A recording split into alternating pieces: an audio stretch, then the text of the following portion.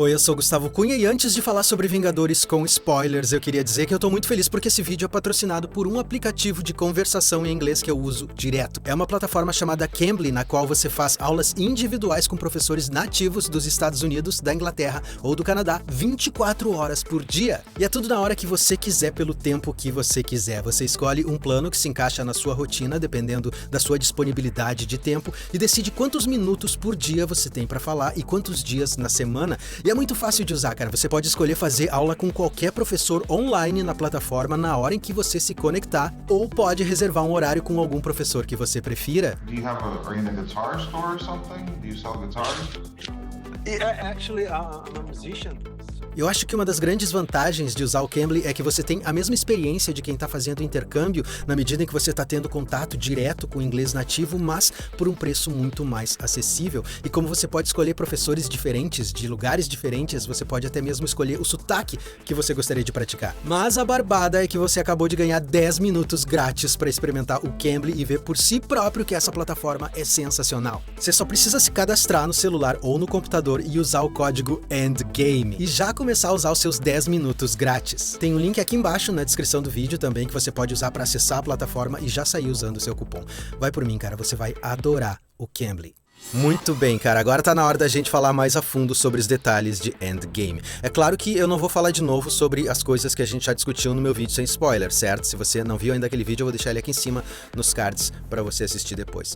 Velho, quando você para pra pensar a respeito da estrutura narrativa de Vingadores Endgame, você se dá conta de como esse filme se parece com uma run dos quadrinhos. Sabe, vai dizer que não dá pra imaginar todas aquelas idas e vindas acontecendo ao longo de várias edições de uma mesma saga. Nós temos aquele primeiro momento em que os Vingadores se reúnem para ir atrás do Thanos em Titã 2, o planeta que ele remodelou para chamar de seu. Nós temos a chegada de uma nova personagem, que é a Capitã Marvel, que estabelece uma nova possibilidade de ação, a busca deles pelo vilão, o embate e a conclusão. Depois disso, nós temos um outro pequeno arco com os Vingadores usando a tecnologia do traje do Scott e voltando ao passado para encontrar as joias do infinito. Vai dizer que não dá para imaginar as histórias de cada um desses grupos que voltaram ao passado acontecendo em títulos como Thor, Capitão América, Homem de Ferro, porque nos quadrinhos as sagas também são contadas ao longo dos títulos de cada herói separadamente. E por fim nós temos a batalha final entre os heróis e os vilões, que é simplesmente a coisa mais épica já feita no cinema, na minha opinião, e eu imagino que esse final poderia ser uma edição especial em 2 volumes para encerrar de vez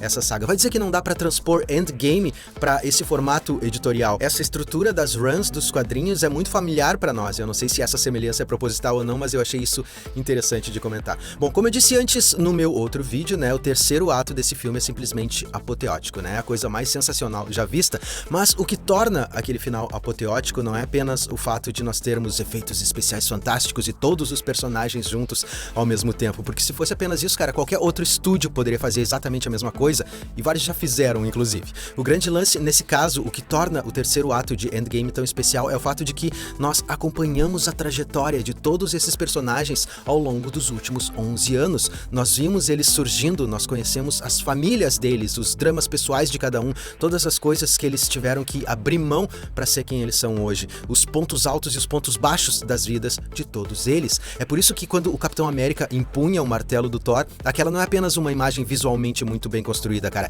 é a confirmação de tudo aquilo que nós todos já sabíamos durante anos, que Steve Rogers é verdadeiramente digno, que ele é o mais puro, o mais nobre, o mais honrado de todos os heróis desse universo cinematográfico da Marvel, não porque nos contaram, cara, mas porque nós mesmos constatamos isso ao longo de todos os filmes em que ele esteve. Nós passamos quase 11 anos da nossa vida acompanhando esse cara nas telas do cinema, escolhendo em vários momentos abrir mão da própria vida, da própria felicidade em prol do bem-estar comum. É por isso que quando o martelo vai para as mãos do Steve Rogers naquele momento, isso não é só uma vitória dele, é uma vitória de todos nós, que durante todos esses anos nunca deixamos de acreditar no bom e velho Capitão. E é por isso que qualquer outro estúdio poderia colocar até mais personagens na tela e com efeitos especiais ainda mais impressionantes, e mesmo assim eles não vão chegar nunca nem perto de causar o mesmo efeito que as imagens do terceiro ato de Endgame causaram em todos nós que somos fãs. Da mesma forma, quando o Homem de Ferro toma a manopla do infinito e diz exatamente a mesma frase que deu início a toda essa jornada espetacular que nós vivemos nos últimos 11 anos,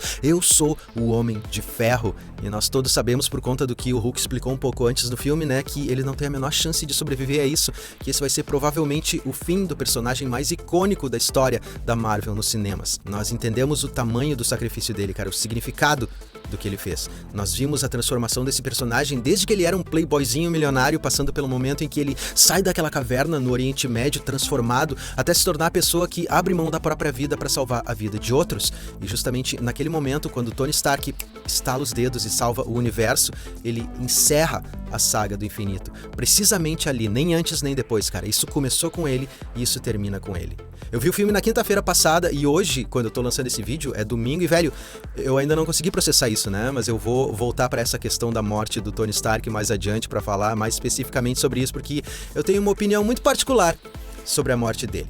Ainda falando sobre esse terceiro ato, cara, além do nosso apego e da nossa torcida por todos os personagens, vale ressaltar a habilidade dos diretores, o Joe e o Anthony Russo, e dos roteiristas, o Christopher Marcus e o Stephen McFeely, que conseguiram a proeza de encaixar cenas que vieram depois do estalar de dedos do Hulk, com tanta excelência, colocando a chegada do Thanos com um pé na bola e outro no joelho, e a expectativa em relação ao que a nebulosa do passado ia fazer no final das contas, que nós simplesmente nos esquecemos completamente das pessoas que desapareceram, se elas voltaram ou não, né? Nós não tivemos tempo de nos perguntar se o estalar de dedos do Hulk funcionou ou não. Você chegou a perceber isso, cara? E nós só voltamos a nos lembrar dessa questão quando toda a esperança já tá perdida e apenas o Capitão América resta de pé. E nós sabemos que ele não vai pensar duas vezes e vai encarar sozinho o Thanos e todo o exército dele, porque afinal de contas ele pode fazer isso o dia todo, até que ele escuta aquela voz no comunicador dele, cara. No primeiro momento você não entende de quem é aquela voz e o que ela tá dizendo, até que a frase fica clara: Capitão, à sua esquerda.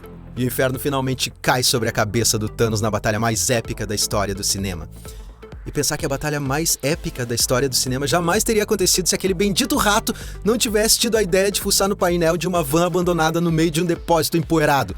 Aquele rato merecia uma medalha. E assim como essa, nós temos várias sacadas geniais no roteiro. Uma das coisas que eu mais achei bacana, cara, foi a forma como o Thanos ficou sabendo dos planos dos Vingadores para recuperar as joias. Uma vez que a nebulosa do nosso presente voltou até o ano em que o Peter Quill encontrou o orbe que continha a joia do poder, a nebulosa daquela época foi capaz de acessar todos os registros do cérebro da sua contraparte do futuro, agora que as duas estavam ali, né, no mesmo momento no tempo. É a famigerada nuvem que todos nós conhecemos e usamos, mas não entendemos muito bem, né? Quando você escreve um texto ali no Google Docs, você passa a poder acessar imediatamente esse texto de qualquer outro dispositivo que seja seu, não é? Foi exatamente isso que aconteceu com a nebulosa em Endgame. É tão simples e ao mesmo tempo tão genial. Ao mesmo tempo, nós todos sabíamos que a Gamora ia voltar de alguma forma, né? Porque tem Guardiões da Galáxia 3 em breve, mas eu ia ficar particularmente decepcionado se essa volta se desse através das joias do infinito, cara. Porque isso ia ser muito fácil, isso ia anular completamente o peso do sacrifício que ela fez no filme anterior. E nenhum de nós jamais acreditaria novamente em qualquer morte que pudesse acontecer de agora em diante, né?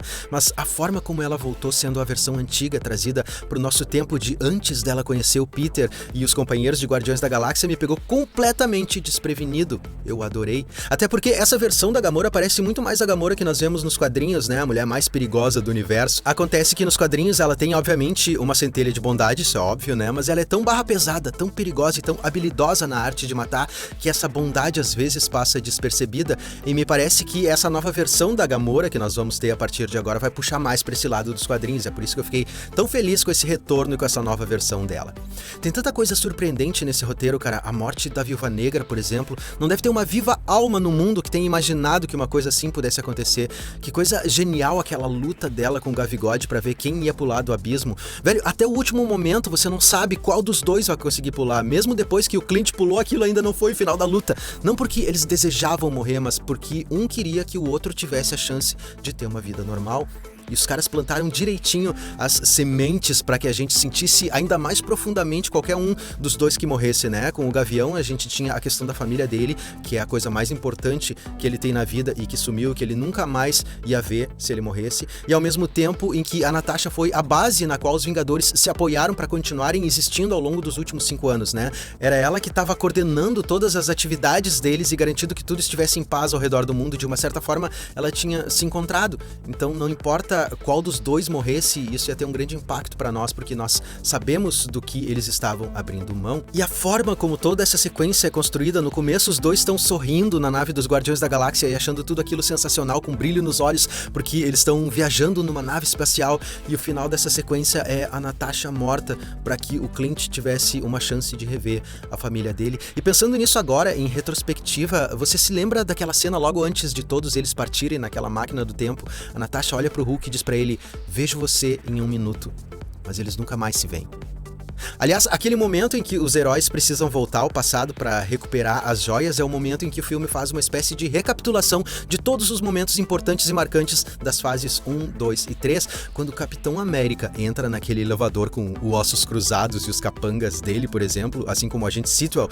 O que foi aquilo, cara? Eu aposto que você, assim como eu, também imaginou que ele fosse dizer: senhores, antes de começarmos, alguém gostaria de descer? E a pancadaria fosse começar imediatamente, né? E ao invés disso, ele se aproxima do Agente Sitwell e diz: Heil Hydra. É uma sacada genial, não apenas porque é uma referência ao que aconteceu no elevador em Capitão América, o Soldado Invernal, né, a pancadaria total que aconteceu, é também uma referência ao que aconteceu recentemente nos quadrinhos, com o Capitão América se revelando um agente da Hydra, e mais, esse momento serve para estabelecer uma coisa que é lugar comum nos quadrinhos, mas que nunca tinha ficado muito clara nos filmes, que antes de ser um grande soldado, Steve Rogers é um grande estrategista. Ele é uma pessoa extremamente inteligente. Outra referência aos quadrinhos do Capitão América nesse filme é a aparição do Steve Rogers velho. Em mais de uma oportunidade nós já vimos isso nos quadrinhos, né? Recentemente, há uns anos atrás, o Steve teve o soro do super soldado retirado do corpo dele, o que fez com que ele se tornasse um senhor de idade avançada. Quem assumiu o escudo nessa época foi o Sam Wilson, o Falcão, e parece que novamente nós vamos ter isso acontecendo no cinema de agora em diante. O Soldado Invernal, o Bucky, também já foi o Capitão América durante algum tempo nos quadrinhos, foi durante o reinado sombrio do Norman Osborn, quando o Duende Verde se tornou o diretor da SHIELD e criou uma versão própria dos Vingadores, toda feita de criminosos.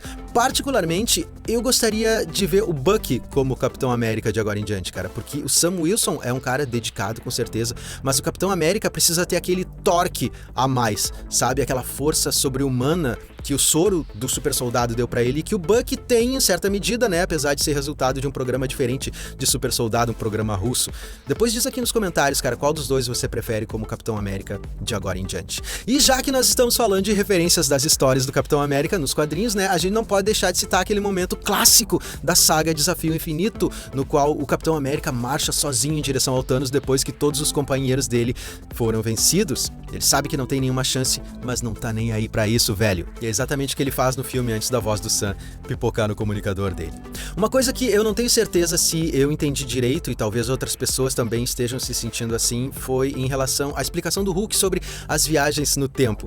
Como ele falou muito rápido, cara, eu acabei não tendo muita certeza sobre o que ele disse, se ele disse o que ele realmente disse ou se eu entendi outra coisa que ele disse. Me diz depois aqui nos comentários se você entendeu a mesma coisa que eu, cara. O que eu entendi da explicação que ele deu foi que, ao contrário do que acontece em filmes como De Volta para o Futuro, se nós tivéssemos a capacidade de voltar no tempo e alterar eventos do passado, isso não se refletiria no nosso presente, porque toda vez que a linha do tempo é alterada, uma linha do tempo alternativa surge. A nossa linha do tempo continua intacta. Sendo assim, o que quer que seja mudado no passado não altera quem você é no presente, ou as coisas que aconteceram com você até aqui, ou as coisas que você se lembra.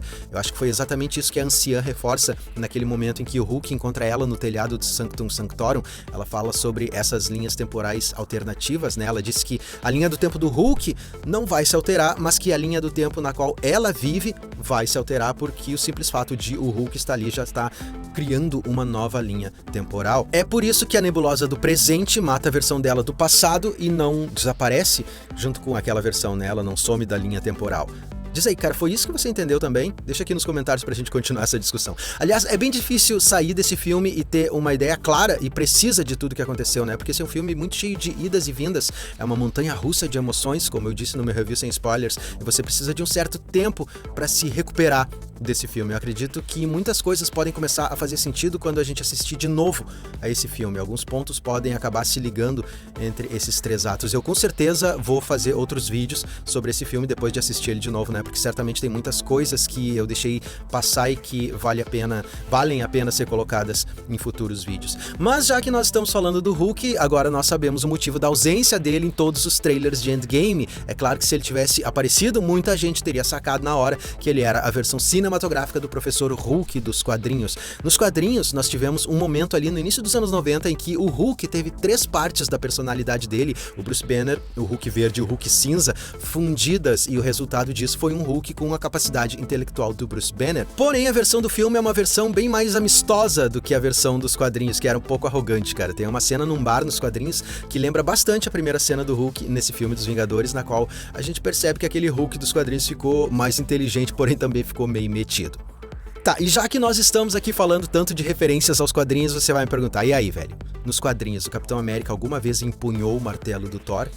Ah, pequeno gafanhoto, a resposta está na edição 390 da revista do Thor de 1988. Nessa revista, um grupo de criaturas que estava atacando Asgard subitamente aparece na Terra e os Vingadores precisam impedir que eles acabem com o planeta. Durante a batalha, o Deus do Trovão é separado do seu martelo. Um dos bandidos tenta, inclusive, pegar a arma, mas não consegue. É nesse momento que o Capitão América, que nessa fase estava vestindo um uniforme muito estranho, também tinha abandonado o manto de Capitão América, passando a se chamar apenas de Capitão, estende a mão e se mostra digno de usar o martelo de Thor. Pra dizer bem a verdade pra você, ele fez isso algumas outras vezes também, né? Mais especificamente em um arco chamado A Essência do Medo, de 2011, e depois naquele controverso arco conhecido como Império Secreto, no qual nós todos descobrimos que o Capitão América é, na verdade, um agente da Hydra, e mesmo sendo o mandante supremo da Hydra, ele consegue erguer o martelo de Thor. Muita gente ficou bem irritada nessa época quando isso aconteceu. Assim, cara, se essa é a primeira vez que a gente tá se vendo, pensa em se inscrever aqui no canal, porque eu tô sempre trazendo vídeos com esse tipo de conteúdo. Ia ser um grande prazer, uma grande honra pra mim ter você fazendo parte da família de agora em diante. Então clica aqui embaixo no botãozinho de se inscrever e também ativa o sininho pro YouTube avisar você sempre que tiver vídeo novo por aqui, certo? Voltando. Curiosidade, cara. Endgame tornou cânone todas as séries de televisão, como Demolidor, Justiceiro e Jessica Jones. É claro que o Agente Coulson e a Peggy Carter saíram dos filmes, né, e foram para suas próprias séries, né, de agentes da SHIELD e tudo mais. Mas nós nunca tínhamos visto um dos atores que apareceram primeiro nas séries aparecerem no mesmo papel em um dos filmes no cinema, mas se você se lembra da cena final do encontro do Tony com o pai dele, o Howard, você vai perceber que o Jarvis, que estava servindo ao Howard Stark naquela cena, é o mesmo ator, o James Darcy, que interpreta o Jarvis em Agente Carter, a série de televisão. Sendo assim, se ele é a mesma pessoa, né, isso significa que todos os outros personagens das outras séries também existem nesse mesmo universo. Por falar em séries ligadas ao universo dos cinemas, você sabe que a gente vai ter em breve várias séries da Disney Plus, né? O canal de assinatura da Marvel, com personagens dos filmes sendo interpretados pelos mesmos atores. É provável que Endgame tenha dado o pontapé inicial para essa nova fase do universo compartilhado da Marvel. Por que eu tô dizendo isso? Porque uma das séries que nós vamos ter no futuro é uma série do Loki, certo? Mas o Loki estava morto desde Guerra Infinita, certo? Então como é que ele pode ter uma série só pra ele, se ele tá morto? Essa série vai se passar no passado? Bom, lembra daquela cena em que o Tony tenta pegar a joia do espaço e acaba sendo acertado pelo Hulk, que estava descendo a escada, e a joia do espaço vai parar nas mãos do Loki? Bom, se a gente for seguir a teoria do Hulk, de que cada mudança na linha do tempo gera uma nova linha do tempo, isso significa que aquele momento preciso gerou uma nova linha do tempo, na qual o Loki continua vivo. E não apenas isso, cara, ele agora tem uma joia do infinito com ele. Me diz se isso não abre muitas possibilidades para uma série de televisão, cara. Ou seja, o Loki conseguiu o mais inacreditável nesse filme. Ele pulou de universo. Ele saiu do universo do cinema e pulou direto pro universo da Disney Plus. Olha que demais. Muito bem, agora chegou a hora da gente falar sobre aqueles pontos negativos que eu mencionei no meu review sem spoilers. Você lembra, né, que eu disse que não podia falar sobre eles naquele vídeo e só poderia falar nesse vídeo aqui. Então, se você já assistiu ao filme, você já deve ter imaginado qual a piada que ficou engraçada no primeiro momento, mas depois foi sendo repetida a exaustão que eu citei no meu vídeo sem spoilers. Foi aquela piada do Thor gordo e num clima totalmente comédia, né? Num primeiro momento eu achei essa piada muito legal, cara. Achei que ela funcionou muito bem com o Thor preocupado com a TV a cabo e o Korg ali sofrendo bullying enquanto joga videogame. O meu problema com essa abordagem é que os caras ficam batendo nessa tecla o tempo todo e transformam o Thor em um completo panaca na maior parte do tempo. Por mais que os dois primeiros filmes do Thor não tenham sido um grande sucesso, como foi Thor Ragnarok, a essência do Deus do Trovão nunca foi a comédia. Você entende? É uma mudança muito radical, na minha opinião, transformar o Thor, o Deus do Trovão, no alívio cômico do filme dos Vingadores. E mesmo em Thor Ragnarok, cara, ele não parecia tão pateta quanto ele parece na maior parte desse filme, cara, com exceção da parte final. Porque mesmo nesse filme nós temos vários exemplos perfeitos de momentos hilários que vêm logo depois de momentos extremamente sérios e que não são exagerados. Um exemplo disso são os comentários sobre os filmes que tratam ali de viagem no tempo, né? Logo depois que o Hulk explica como funciona a viagem no tempo nesse universo. Outro exemplo é quando os caras estão ali criando aquela segunda manopla do infinito e tá todo mundo extremamente concentrado, extremamente focado até o momento em que o Rocket dá um susto em todo mundo, né? Chega, pá! Eu ri muito nesses dois momentos, cara, mas quando os caras começaram a esticar aquela piada do Thor pateta, isso realmente me incomodou bastante. Eu acredito que teria sido mais apropriado encontrar um meio termo entre o Thor sisudo dos dois primeiros filmes e dos outros filmes, dos Vingadores, e o Thor de Thor Ragnarok. Eu não gosto dele completamente sério, mas também não gosto dele completamente apalermado. Em segundo lugar, cara, o meu segundo ponto negativo, na minha opinião, é uma coisa que talvez muita gente acabe discordando, certo? Talvez muita gente discorde da minha opinião, provavelmente a maioria das pessoas vai discordar de mim, em todo caso, lá vai. Para que matar o Homem de Ferro? Será que isso era realmente necessário? Eu entendo o ponto de vista daqueles que acham que foi necessário, uma pequena parte de mim também entende que isso foi realmente necessário. Sim, eu concordo que esse sacrifício trouxe muito mais peso pro filme como um todo e foi o que decididamente encerrou essas 3 primeiras fases do universo cinematográfico da Marvel, mas eu sei também que esse é um artifício clássico de Hollywood, matar um dos personagens de quem o público mais gosta para tornar o filme ainda mais dramático. A questão é que isso é um clichê, cara, assim como foi um clichê matar o Han Solo em O Despertar da Força. Cara, eu entendo também que do ponto de vista dos executivos, futuros roteiristas e futuros diretores da Marvel, ia ser um problema manter o Tony Stark vivo, porque haveria sempre a expectativa dos fãs de que ele pudesse aparecer de uma forma ou de outra nos próximos filmes, mas Endgame já tinha nos dado uma solução para isso quando colocou o Tony, a Pepper e a filhinha deles morando no campo, longe de toda a confusão, longe até mesmo da tecnologia.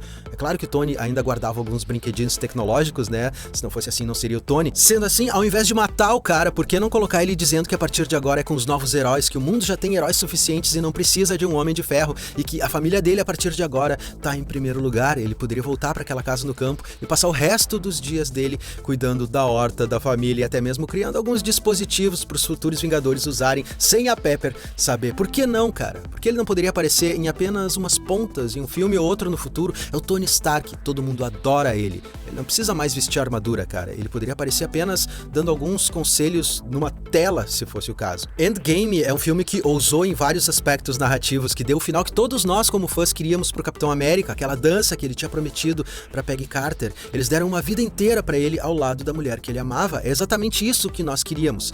Porém, eles não nos deram o final que nós queríamos pro Tony Stark. O final dele foi grandioso? Sim. O final dele foi totalmente cheio de significado? Sim. Era extremamente necessário? Não, cara. Eu sei que muita gente não vai concordar comigo, mas esse é o meu ponto negativo, me dá licença de eu ter o meu próprio ponto negativo, certo? É uma coisa que me deixou com um nó na garganta e que até agora não me desce direito, cara. Não tá certo, velho. Lembrar da Pepper tocando o rosto do Tony dizendo que tá tudo bem, que ele pode descansar agora, cara. Lembrar que ele tinha uma filha, que ele tinha uma vida, que ele adorava e agora ele não vai mais voltar pra nenhuma delas. Dane-se se o final não ia ser dramático. Não mata o Homem de Ferro, velho! Enfim, cara, como eu disse antes, eu ainda vou ter que ver esse filme outras vezes, porque muita coisa acabou me escapando. Então, se eu deixei passar alguma coisa desse vídeo, eu vou com certeza falar nos próximos vídeos sobre Endgame, porque ainda vai ter muito vídeo sobre Endgame vindo por aí. Eu quero fazer um vídeo especialmente abordando alguns outros pontos desse filme, como a Capitã Marvel, a Pepper Potts e umas coisinhas mais que podem ser determinantes para a nova fase, a fase 4 da Marvel. É por isso que eu não falei na Capitã Marvel nesse vídeo. Eu quero me aprofundar em alguns aspectos a respeito dessa personagem a partir de Endgame, e esse vídeo que eu tô fazendo aqui nesse exato momento já tá enorme. Então, cara, antes de terminar, eu queria pedir um favor pra você compartilhar esse vídeo com seus amigos pro WhatsApp, Facebook ou Sinal de Fumaça pra ajudar a nossa família a crescer cada vez mais, certo? Não se preocupa que agora ao longo da semana vai ter outros vídeos abordando outros assuntos desse mesmo filme, com spoilers, obviamente. E por hoje era isso, não esquece de se inscrever aqui no canal clicando nessa fotinho que tá aqui embaixo. Eu queria também convidar você para se inscrever no meu Instagram, o meu perfil é esse que tá aparecendo aqui do lado, para você conhecer um pouco mais sobre o outro lado da minha vida como vocalista de uma banda de eventos. Cara, uma vez mais, muito obrigado e até a próxima!